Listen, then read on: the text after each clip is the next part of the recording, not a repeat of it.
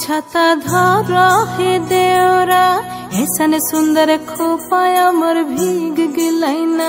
छाता धर हे देवरा ऐसन सुंदर साड़िया मोर भीग गिलैना।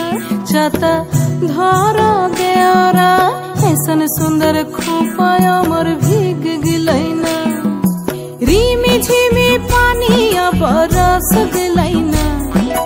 रिमी झिमी पानिया बरस गलैना।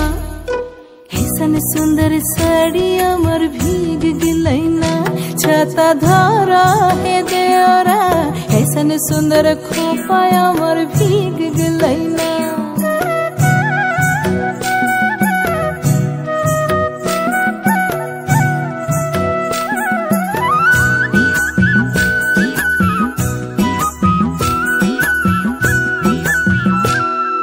माछा मध्य देखली मागुर मछाना।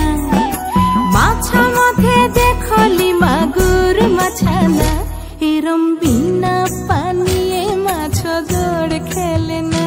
छाता धर हे देवरा ऐसन सुंदर साड़िया मोर भीग गिलैना।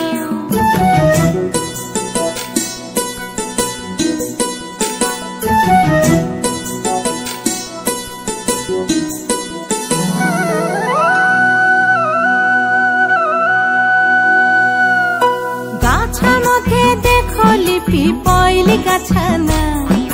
गाछा मध्य देखली पिपैली गाछाना। एरम बिना बाता से पिपल पात लड़ेना।